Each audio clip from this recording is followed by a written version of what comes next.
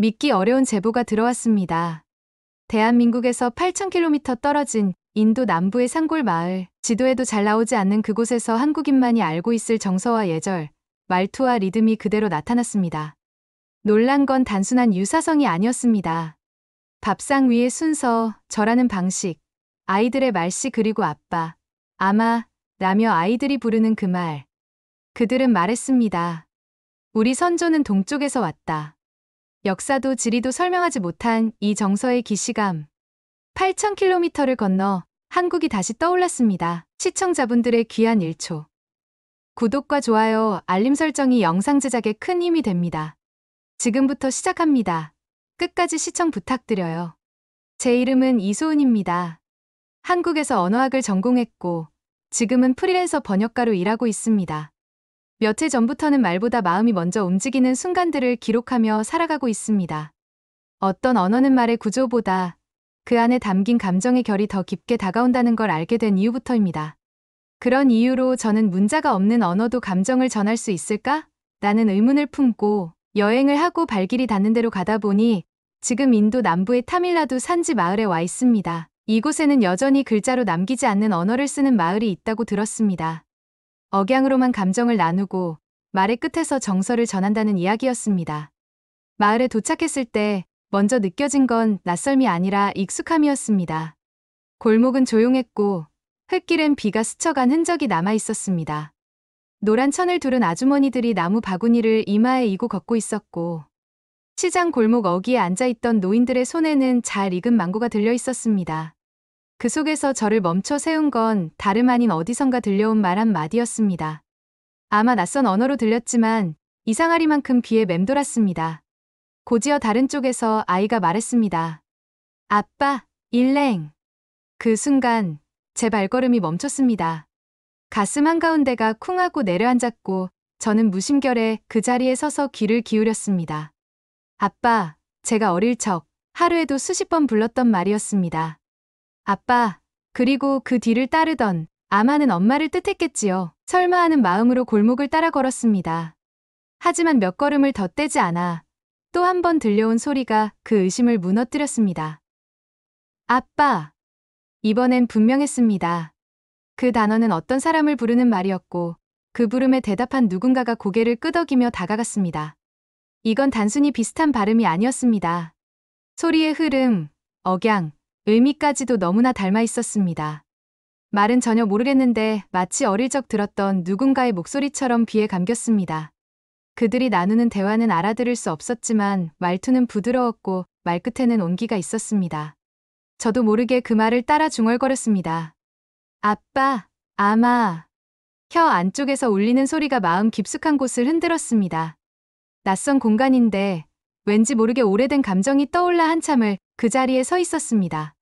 언어는 모르는 말이지만 느낌은 분명히 알고 있었습니다. 이 마을에는 그 단어들 속에는 제가 설명할 수 없는 따뜻함이 있었습니다. 그리고 저는 그 따뜻함에 끌리듯 이 마을을 조금 더 알고 싶어졌습니다. 그날 오후 저는 마을 어귀의 조용한 집에 초대받았습니다. 시장 골목에서 마주친 중년 여성이 말을 걸어왔고 서툰 영어와 손짓, 그리고 그녀의 따뜻한 미소만으로도 그 집에 따라 들어가는 일은 망설여지지 않았습니다. 집 안은 단정했고 바닥은 고운 진흙으로 다져져 있었습니다. 낮은 천장, 벽에는 빛바랜 천이 조심스럽게 걸려 있었고 부엌 한편에서는 작은 냄비에 무언가가 끓고 있었습니다. 저는 한쪽에 놓인 의자에 조심스럽게 앉아 주변을 둘러보았습니다. 말은 하나도 들리지 않았지만 공기는 참 조용하고 따뜻했습니다. 잠시 후 어딘가 익숙한 향이 허공을 타고 저에게 다가왔습니다. 처음엔 알아차리지 못했습니다. 하지만 두 번째 숨을 들이마셨을 때 제 몸이 먼저 반응했습니다. 이 냄새 정확히 말하긴 어렵지만 분명 어릴 적 어디선가 맡았던 냄새였습니다. 지금처럼 발효된 채소, 식초와 허브가 섞인 듯한 냄새. 시큼하고 진하면서도 이상하게도 마음이 편안해지는 향기였습니다. 잠시 뒤 그녀는 작은 쟁반에 음식을 담아 제 앞에 놓아주었습니다. 밥과 함께 발효된 야채, 맵지 않은 고기볶음, 그리고 정체를 알 수 없는 노란색 소스가 담긴 그릇 하나. 저는 조심스럽게 그 음식을 한 입 떠 넣었습니다. 그리고 그대로 멈췄습니다. 그 맛이 정확히 제가 기억하고 있던 그 맞이였습니다. 어릴 적 제가 살던 골목 맞은편에는 조용한 한국인 할머니 댁이 있었습니다. 그분은 종종 저를 집으로 불러 작은 반찬을 내어주곤 하셨습니다. 말없이 내밀던 접시 발효된 채소의 짙은 향, 그리고 따뜻한 밥 위에 조심스럽게 올려주던 그 손길. 그 기억이 혀끝보다 마음속에서 먼저 터졌습니다. 지금 제 앞에 놓인 음식은 그때 그분이 내어주시던 반찬과 냄새도 질감도 너무나 닮아 있었습니다. 너무 똑같아서 저는 그저 가만히 앉아 눈을 감은 채 한참을 머물러야 했습니다. 그녀는 제가 멈춘 모습을 보고 잠시 제 얼굴을 살폈습니다. 저는 고개를 숙이며 작게 인사드렸습니다. 말은 통하지 않았지만 그녀는 웃으며 제 앞에 물잔을 하나 더 놓아주었습니다. 그 눈빛만으로도 충분했습니다. 저는 그제야 천천히 다시 숟가락을 들었습니다. 음식을 입에 넣는 것이 아니라 기억을 입에 담는 것처럼 느껴졌습니다. 이건 단순한 현지 음식이 아니었습니다. 제 안에 잠들어 있던 오래된 감정을 깨우는 무언가였습니다. 혀가 기억한 게 아니었습니다. 마음이 먼저 기억해냈고 말로 설명할 수 없는 그리움과 따뜻함이 입 안가득 건지고 있었습니다. 그날 저는 말을 몰라도 마음을 나눌 수 있다는 걸 한 입의 음식으로 다시 배웠습니다. 식사를 마치고 마당에 나왔을 때 마을 아이들이 돌담 아래에 옹기종기 모여 있었습니다. 빛바랜 셔츠와 맨발, 곁에 그을린 볼. 아이들은 저를 한번 힐끗 쳐다보더니 곧 다시 자기들끼리의 놀이로 돌아갔습니다. 낯선 외국인이 신기한 듯 하면서도 이상하리만큼 경계심은 없어 보였습니다. 아이들 곁에 다가가 조용히 앉아있자 누군가가 작고 낡은 깡통을 꺼냈습니다. 그것을 두드리며 리듬을 만들었고 나머지 아이들이 그 박자에 맞춰 손뼉을 치기 시작했습니다. 저는 그 순간 가슴 어딘가에서 툭 하고 끊어지듯 감정이 올라오는 것을 느꼈습니다. 땅따따 땅따따. 리듬은 단순했지만 그 안에 담긴 박자와 흐름이 너무나 익숙했습니다. 정확히는 어릴 적 제가 했던 놀이와 너무 비슷했습니다. 손바닥을 치고 상대의 손등을 치고 다시 자기 무릎을 두드리고 마지막에는 손을 머리 위로 올리며 깔깔 웃는 동작. 한국에서 어린 시절 친구들과 함께 하던 손장단 혹은 윷놀이를 기다리며 했던 율동과 거의 같았습니다. 말도 통하지 않고 노래 가사도 모르겠는데 그 아이들의 동작 하나하나에 저는 마치 오래된 기억을 마주한 것처럼 울컥해졌습니다. 어떤 아이가 저를 향해 손을 내밀었습니다. 한번 해보자는 뜻이겠지요. 저는 천천히 그 손을 잡았고 깡통을 두드리는 리듬에 따라 몸을 움직여 보았습니다. 손이 닿고 박자가 맞았고 아이들의 웃음이 퍼졌습니다. 어디서 많이 본 표정이었습니다. 제가 한국에서 가르쳤던 조카 아이들, 시골 마을에서 마주쳤던 아이들과 전혀 다르지 않았습니다. 그 리듬 안에는 말로 설명할 수 없는 친근함이 담겨 있었습니다. 장단이 있는 언어는 감정을 싣는 법을 안다고 하더니 아이들은 말보다 박자에 더 많은 감정을 담고 있었습니다. 그때 제 눈에 띈 것은 아이들이 서로를 부를 때의 억양이었습니다. 끝을 끌어올리지 않고 조금 낮게, 조심스럽게 부르는 방식. 그 억양은 제가 어릴 적 할머니가 저를 부를 때와 너무 닮아 있었습니다. 누구 하나 소리치지 않고 조용히 이름을 부르고 상대가 고개를 들면 그제야 말을 이어가는 식. 언어는 다르지만 그 흐름과 결은 너무나도 비슷했습니다. 어쩌면 이건 언어의 형태가 아니라 정서의 방식인지도 모르겠다는 생각이 들었습니다. 저는 그렇게 아이들과 한참을 놀았습니다. 사진 한 장 찍지 않았고 영상도 남기지 않았습니다. 하지만 그날의 리듬과 웃음, 그리고 말없이 이어진 동작들은 제 몸에 남았습니다. 아이들의 노래가 제 마음을 건드렸습니다. 말이 없어도 단어 하나 통하지 않아도 그 울림은 정확하게 전해졌습니다. 그날 이후 저는 이 마을이 더 이상 낯설지 않았습니다. 마을 어귀에 위치한 작은 건물 앞에 사람들이 하나둘 모이기 시작했습니다. 여느 날과 다름없는 평일 오후였지만 아이들까지 조용히 모여있는 걸 보니 뭔가 특별한 일이 있는 날 같았습니다. 저는 눈치를 보며 멀찍이 서 있었고 며칠째 저를 집으로 초대해준 아주머니가 다가와 손짓으로 저를 부르셨습니다. 조심스럽게 그녀를 따라 안채로 들어섰습니다. 낮은 천장 아래 흙으로 반듯하게 정돈된 바닥, 그리고 그 중앙에는 커다란 돗자리가 깔려 있었습니다. 그 위엔 나무숲을 깔아 만든 제상과 비슷한 것이 놓여 있었고 그 위에는 찐 고구마, 삶은 달걀, 말린 고기, 그리고 작고 반듯하게 잘린 과일들이 조용히 놓여 있었습니다. 잠시 후 마을의 나이 많은 어르신이 앞에 나섰습니다. 어떤 의식이 시작된다는 걸 알 수 있었습니다. 저는 한쪽 구석에 조용히 앉아 있었고 눈을 떼지 못한 채 그 장면을 지켜봤습니다. 어르신은 무릎을 꿇고 천천히 몸을 숙였습니다. 팔을 가지런히 바닥에 대고 머리를 숙이고 이마가 땅에 닿을 듯 말 듯한 거리에서 아주 조용히 숨을 고르셨습니다. 그 모습이 너무 익숙했습니다.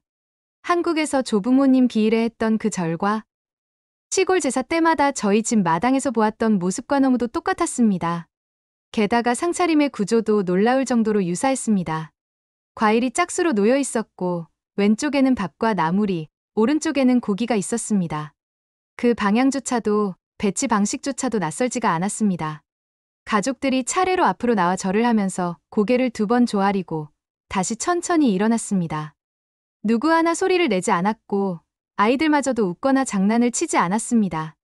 어른들의 동작을 조용히 따라했고 그 작은 움직임들 안에서 깊은 존중이 느껴졌습니다. 저는 그 자리에 앉아 입술을 꾹 다문 채 한참 동안 숨소리조차 줄이고 있었습니다. 이건 단순한 절이 아니었습니다. 이건 누군가를 향한 마음이었습니다. 설명이 없었고 말도 들리지 않았지만 그 정중함과 공기의 긴장감은 제가 어려서부터 익숙하게 느껴왔던 것과 너무도 닮아 있었습니다. 제가 어릴 적 제사 때마다 아버지가 술잔을 올리며 고개를 숙였고 할머니는 조용히 눈을 감은 채 손을 모았던 그 장면, 그 모든 기억들이 이곳의 공기 안에서 되살아나고 있었습니다. 그 아주머니가 조용히 제 옆에 앉아 손바닥에 고구마 조각을 쥐어주셨습니다. 저는 작은 소리로 고개를 숙이며 인사드렸습니다. 감사합니다. 그녀는 웃지 않았고 대답하지도 않았습니다. 그저 고개를 아주 천천히 끄덕였으며 그 순간 말은 필요 없다는 걸 알았습니다. 이건 형식의 문제가 아니었습니다. 몸을 낮추는 방식, 음식을 나누는 방식, 조상의 자리를 기억하고 남겨두는 그 모든 자세들 속에는 설명이 아니라 정서가 담겨 있었습니다. 그 정서는 국경도 언어도 뛰어넘어 그대로 제 마음에 닿고 있었습니다. 제례가 끝나고 나자 사람들은 조용히 자리를 정리하기 시작했습니다. 어른 몇 분은 음식을 다시 접시에 담았고 아이들은 흩어진 잎을 주워 모으며 말없이 움직였습니다. 누구 하나 소리치지 않았고 누가 해라 하는 말도 없었습니다.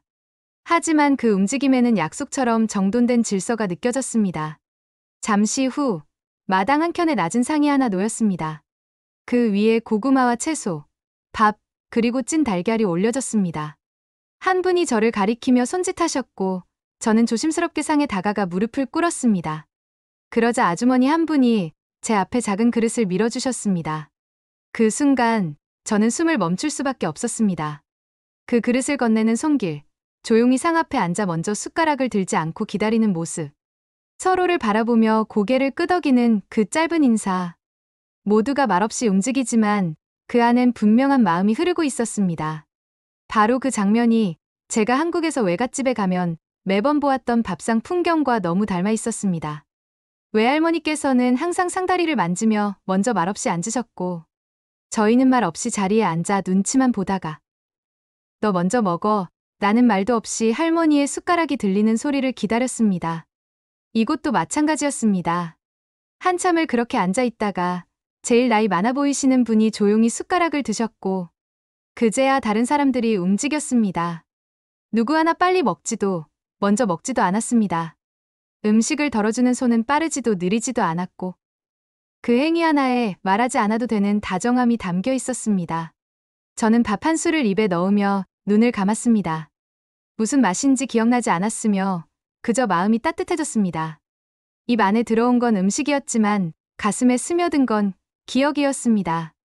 그분들이 제 접시에 고구마를 덜어주고 무말랭이처럼 생긴 절임을 곁들여 올려줄 때마다 저는 이상하게 목이 메었습니다. 말이 없었습니다. 많이 드세요. 나는 인사도 없었고 맛있게 먹어요. 나는 권유도 없었습니다. 그런데도 그 말들이 다 들리는 듯 했습니다. 그 정적 안에서 저는 말이 아니라 마음을 들었습니다. 한국에서 오래전 한겨울 외할머니가 무말랭이를 직접 무쳐주시던 그 기억처럼 항상 조용했고 항상 다정했습니다. 이곳은 분명 한국이 아닌데 그리고 언어도 다르고 환경도 달랐습니다. 하지만 밥상 위의 행동 하나하나가 그때 그곳을 다시 데려왔습니다. 음식을 나누는 방식, 어른을 먼저 모시는 태도, 숟가락 소리 하나에도 조심스러워지는 분위기. 그 모든 것이 제가 한국에서 배웠던 정칭의 구조와 너무도 닮아 있었습니다. 저는 숟가락을 내려놓으며 조용히 웃었습니다. 이곳에서 배운 건 음식이 아니라 마음이었습니다. 며칠째 마을에 머무르다 보니 단어 하나 제대로 알아듣지 못해도 어느 순간부터 사람들의 말이 낯설지 않게 들리기 시작했습니다. 이해는 안 되지만 무슨 말을 하려는지 느낌은 오는 순간이 있었습니다. 그건 단어 때문이 아니었습니다. 말의 억양, 말끝의 길이, 눈빛과 몸의 기울기, 언어가 아니라 태도가 먼저 다가왔습니다. 언젠가 골목에서 한 노인이 길을 건너려다 저를 바라보며 짧게 무언가를 말하셨습니다. 짧고 낮은 목소리였고 그 뒤에 아주 천천히 고개를 숙이셨습니다. 저는 그 의미를 정확히 알 수 없었지만 그 순간 그분이 제게 길을 양보하고 있다는 걸 느꼈습니다. 가세요. 라는 말이 아니라 먼저 가셔도 괜찮습니다. 라는 공손한 마음이었습니다. 그 장면이 마음에 남았습니다. 또 다른 날, 마을 어귀에 앉아있던 할머니가 아이에게 무언가를 건네며 말했습니다. 소리가 크지 않았고 말끝을 아주 길게 끌었고 아이도 대답 없이 고개를 끄덕이며 손을 모았습니다. 말은 아무것도 들리지 않았지만 그 상황이 어떤 감정으로 가득 차 있는지는 너무 분명했습니다. 그때 문득 떠올랐습니다. 한국어 역시 문장 끝의 억양이 마음을 담는 언어라는 것을요. 괜찮아요. 라는 말도 어떻게 말하느냐에 따라 위로가 되기도 하고 상처가 되기도 하잖아요. 이곳 사람들의 말은 그랬습니다. 높이지 않았고 쥐어짜지도 않았지만 말의 흐름과 박자, 그리고 말없이 남기는 여백 안에 상대방을 향한 배려가 담겨 있었습니다. 그건 문자로는 기록할 수 없는 부분이었습니다. 하지만 제 귀는 그 미묘한 차이를 알아채고 있었습니다. 가장 놀라웠던 건 아이들이 서로를 부를 때의 말투였습니다. 크게 부르지 않았고 되묻지 않았으며 끄틈을 부드럽게 떨어뜨리며 상대의 반응을 기다리는 방식. 그 어투는 제가 어릴 적 할머니께 할머니라고 불렀을 때 할머니가 대답하기 전에 미소 지으시던 그 장면과 겹쳤습니다. 그때의 말투와 지금 이곳 아이들의 말끝이 닮아 있었습니다. 저는 그렇게 말의 뜻을 하나도 모른 채 그들의 감정을 천천히 받아들이고 있었습니다. 말이 다가온 것이 아니라 마음이 스며든 것이었습니다. 그리고 그 마음의 전달 방식은 우리가 늘 쓰던 한국어의 정서 구조와 놀라울 만큼 닮아 있었습니다. 그날 밤 노트북을 펴고 기록을 남기려 했지만 도저히 문장으로 풀 수가 없었습니다. 이건 구조나 이론의 문제가 아니라 감정의 온도, 말의 결, 마음의 흐름이었기 때문입니다. 그래서 저는 한 줄만 적었습니다. 문자가 없는데 마음은 있었다. 그 문장이 그날 제 마음을 가장 잘 설명해주는 말이었습니다. 며칠을 머무르며 마을 사람들과 얼굴을 익히다 보니 낯선 이방인이던 저도 어느새 인사를 건네는 사람이 되었습니다. 언어는 여전히 모르겠지만 눈빛과 미소, 손짓만으로도 전해지는 마음이 분명히 존재했습니다. 그날 오후 마을 가장자리에 있는 작은 평상에 혼자 앉아 계시던 어르신이 눈에 띄었습니다. 어깨에 걸친 흰 천, 검게 그을린 피부, 짙게 패인 이마주름은 그가 이 마을에 가장 오래된 시간을 지켜본 사람이라는 것을 말해주고 있었습니다. 아주머니 한 분이 다가와 제게 손짓으로 말해주셨습니다. 그분은 이장이시라고 했습니다. 조심스레 인사를 드리고 작은 통역기 앱에 몇 마디를 입력해 보여드렸습니다. 제가 한국에서 왔다는 이야기, 이곳에서 느꼈던 감정들이 너무 낯설지 않았다는 이야기. 그는 조용히 제 말을 듣고 고개를 끄덕였습니다. 그리고 말없이 손가락을 펴 하늘 넘어 어딘가를 가리켰습니다. 아아르 와라알 파두코라르. 그 말은 알아들을 수 없었지만 뒤따라 나온 설명 속에서 저는 멈춰설 수밖에 없었습니다. 통역 앱이 번역해낸 문장은 이랬습니다. 우리는 아주 먼 옛날 동쪽에서 바다를 건너 이 산에 정착했지. 그는 잠시 하늘을 바라보다가 제게 다시 시선을 옮겼습니다. 그 눈빛은 아무런 의심도 계산도 없었습니다. 그저 너무 오래된 진실을 말하는 듯한 담담함이 있었습니다. 동쪽. 그 단어 하나에 제 안에서 수많은 이미지가 떠올랐습니다. 어릴 적 역사책에서 봤던 고대의 이주 이야기, 오래된 민속 음악과 장단의 구조, 어느 민족과 닮았다는 사람들의 연구 보고서까지. 그리고 그 모든 생각을 뚫고 제일 먼저 떠오른 건 이 마을에서 제가 느껴온 감정들이었습니다. 절하는 방식, 밥상 예절, 아이들의 말투, 그리고 말없는 배려. 이 모든 것들이 그가 말한 동쪽이라는 방향과 무언의 연결고리를 만드는 듯했습니다. 저는 조심스럽게 여쭈었습니다. 그 동쪽이 어디인지 아시나요? 그는 잠시 침묵하셨고 이내 작게 웃으며 말씀하셨습니다. 그건 몰라. 그저 우리 어른들이 늘 그렇게 말했지. 태양이 뜨는 곳에서 왔다고. 그 말을 듣는 순간 가슴 한가운데가 뜨겁게 일렁였습니다. 이건 역사나 지리의 문제가 아니었습니다. 지금 이 순간 제 감정이 어디에 닿아 있는지를 설명해주는 말 같았습니다. 말없이 한참을 앉아 있었고 그는 가만히 제 옆에 작은 찻잔을 놓아주셨습니다. 뜨거운 차 안에서 김이 피어올랐고 그 속에 아주 오래된 어떤 연결이 서서히 떠오르는 것만 같았습니다. 그날 밤 저는 처음으로 이곳의 감정이 어디서 왔는지 조금은 알 수 있을 것 같다는 생각이 들었습니다. 그리고 알 수 없는 두근거림이 내일을 기다리게 만들었습니다. 한국에 돌아온 지 며칠이 지났습니다. 방 안 공기는 차분했고 창밖에서 들려오는 소리는 익숙했습니다. 지하철 소리, 자동차 경적, 편의점 문이 열리는 알림음. 이 모든 것이 다시 일상이라는 울타리로 저를 감싸고 있었지만 제 마음은 여전히 그 조용한 마을의 언덕을 떠돌고 있었습니다. 이상하게도 입맛이 돌아오지 않았습니다. 자극적인 음식이 아니었는데 그곳에서 먹었던 밥과 반찬이 자꾸 생각났습니다. 그러던 어느 날 어머니가 조용히 식탁 위에 점심을 차려주셨습니다. 갓 지은 밥과 집된장국, 무말랭이, 무침과 조기 한 마리. 말없이 상 앞에 앉는 저를 보며 어머니는 조용히 말씀하셨습니다. 이거 내가 어릴 때 좋아하던 반찬이야. 그 순간 수저를 들기 전부터 눈앞이 흐려졌습니다. 밥을 한 숟갈 떠 입에 넣는 순간 그 맛이 그대로 마음 깊은 곳을 건드렸습니다. 바로 그곳 타밀나두 산지 마을에서 처음 느꼈던 그 맛. 입 안에 퍼지는 짠맛과 산미, 그리고 설명할 수 없는 따뜻함이 다시 스며들었습니다. 한국인데 너무 낯익은 맛인데 그 안에 또 다른 나라의 정서가 들어 있었습니다. 저는 조용히 수저를 내려놓고 어머니가 고구마를 덜어주시던 모습을 떠올렸습니다. 그리고 그 마을에서 아주머니가 제 그릇에 찐 채소를 올려주시던 장면이 겹쳤습니다. 두 분 모두 아무 말도 하지 않았지만 그 손끝에 담긴 마음은 너무도 선명했습니다. 그건 정이었습니다. 말로 설명되지 않고 문자로 번역되지 않는 하지만 누구에게나 통하는 감정의 결. 그 정이 그곳에도 있었고 이곳에도 있었습니다. 생각해보면 그 마을의 밥상, 절하는 방식, 아이들의 눈빛, 모두가 정을 표현하고 있었던 것 같습니다. 말없이 전해지는 존중, 말보다 앞서는 손짓, 그리고 설명 없이도 느껴지는 마음의 무게. 그날 마을 이장이 했던 말이 다시 떠올랐습니다. 우리의 선조는 동쪽에서 왔지.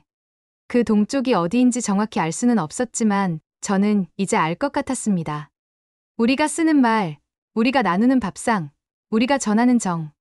그 모든 것이 언제 어디서든 사람의 마음에 닿을 수 있다는 것. 이건 한국이라는 나라만의 것이 아니었습니다. 정이라는 감정은 언어가 없어도, 글자가 없어도, 기억이 없더라도 누군가의 손끝과 눈빛, 그리고 말없이 나누는 밥상 위에 그대로 존재하고 있었습니다. 그날의 맛은 결국 이곳의 마음과 연결되어 있었습니다. 그리고 저는 그 연결을 다시 한번 믿고 싶어졌습니다. 그 마을을 떠나 한국으로 돌아온 후에도 제 안에는 자꾸만 그 언덕의 바람이 남아 있었습니다. 말도 통하지 않던 곳에서 이상하리만큼 따뜻했던 손길, 낯선 땅에서 맞이한 익숙한 발걸음, 그리고 설명 없이도 마음이 전해졌던 밥상. 그 모든 감정은 한참이 지나서야 하나의 단어로 정리되었습니다. 정이었습니다. 그리고 그 정이 단지 한 마을이나 한 민족의 고유한 것이 아니라 이 시대를 살아가는 우리 모두가 공유하는 보이지 않는 뿌리라는 걸 알게 됐습니다. 그 순간 저는 지리나 국경을 넘어 시간조차 건너 한국이라는 이름으로 연결되는 어떤 위대한 유산을 실감할 수 있었습니다. 지금 우리가 살아가는 이 땅, 대한민국은 수많은 시대의 정서가 쌓이고 수많은 눈물이 흐르고 수많은 마음이 서로를 지켜낸 자리였습니다. 우리는 어디에 있든 어느 시간 속에 있든 늘 유일했습니다. 그리고 그 유일함을 우리는 지켜냈습니다. 누구도 증명해주지 않아도, 누구도 말해주지 않아도 우리는 우리의 방식으로 우리의 감정과 정신을 이어왔습니다. 그리고 앞으로도 우리는 나아갈 것입니다. 문자가 없던 시대에도 말이 통하지 않던 공간에서도 마음 하나로 연결될 수 있음을 믿는 나라. 그것이 바로 대한민국이기 때문입니다. 구독자 여러분의 댓글과 감상은 또 다른 감동의 시작이 됩니다. 다음 영상도 기대된다면 구독과 알림 설정 잊지 마세요. 감동 한 송이는 매일 아침 당신의 하루에 따뜻한 이야기를 더합니다.